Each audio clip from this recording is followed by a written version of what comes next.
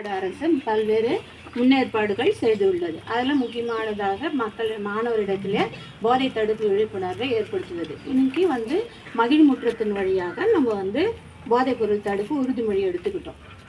அதெல்லாம் போயிட்டு என்ன பண்ணுறீங்க? அதுக்காக இவ்வளோ அவேர்னஸ் கொடுக்குறாங்க அப்படின்னா சொசைட்டியில் அந்த அளவுக்கு போதைப் பொருளுடைய தாக்கம் நாளுக்கு நாள் அதிகமாயிட்டே இருக்கு. அதனால தான் உங்களுக்கு அந்த அளவுக்கு விழிப்புணர்வு கொடுக்குறாங்க ஸ்கூல் லெவல்லே. சரியா? போதைப் பொருள்னா உங்களுக்கு தெரியும்ல, எதெல்லாம் போதைப் பொருள்னு சொல்லுவோம்? உங்களுக்கு என்னெல்லாம் தெரியும் சொல்லி பார்க்கலாம். ஸ்மோக் பண்ணுவாங்களா? அடுத்து ட்ரிங்க் பண்ணுவாங்களா? உங்கள் வீட்டானே கொடுக்குறாங்களா ஃபேமிலிக்கு?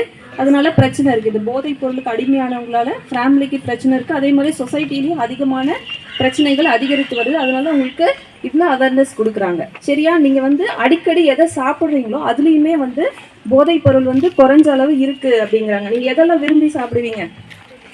வீட்டில் சமைக்கிற சாப்பாடுலாம் நம்ம அடிக்கடி கேட்டு சாப்பிட மாட்டோம். நீங்கள் இங்கே ஸ்கூலுக்கு வரீங்கல்ல, அப்போ வழியில் நிறைய பொருள் வாங்கி சாப்பிட்றீங்க. அதில் ஒரு சிலதை திரும்ப திரும்ப வாங்கி சாப்பிடுவீங்க.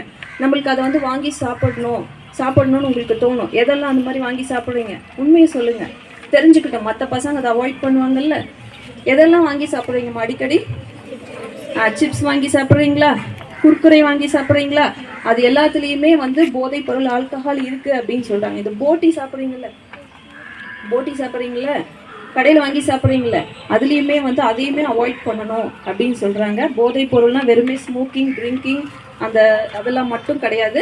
நம்ம அடிக்கடி ஜூஸ் எல்லாம் குடிக்கிறோம் இல்லையா, அதுலேயுமே ஆல்கஹால் கண்டென்ட் இருக்குது. ஏன்னா அது நம்ம அடிக்கடி வாங்கி சாப்பிடுவோம். அதுக்காக என்ன பண்ணுறாங்க அவங்க, அதில் அவங்களுக்கு வியாபாரம் அதிகமாகணும் இல்லையா, அதனால என்ன பண்ணுறாங்க, நீங்கள் அதை போதைப் பொருள் இருக்கிறதுனால தான் அதை நீங்கள் திரும்ப திரும்ப வாங்கி சாப்பிடணும் அப்படின்ற உணவை ஏற்படுத்துறதுக்காக அதில் சிறிதளவு என்ன பண்ணுறாங்க, கலந்துருக்காங்க அப்படின்னு சொல்கிறாங்க. அதனால் என்ன பண்ணணும், நீங்கள் ரோட் சைடில் விற்கிற எதுவுமே வாங்கி சாப்பிடக்கூடாது. ஃப்ரூட்ஸ் வாங்கி சாப்பிடுங்க, வெஜிடபிள்ஸ் வாங்கி சாப்பிடுங்க. வீட்டில் அம்மா ஏதாவது ஸ்நாக்ஸ் செய்ய சொல்லி வாங்கி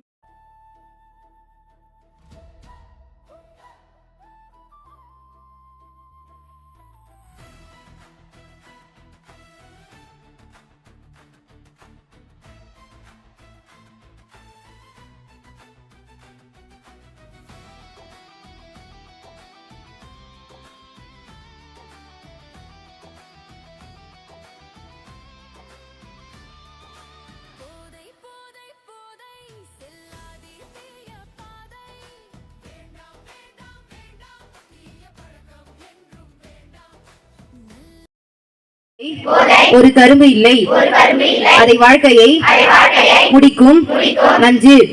வாழ்வை நேசிப்போம், போதையை தூக்கி காணல் நீரானது. போதைக்கு அடிமையாவதை தவிர்ப்போம்.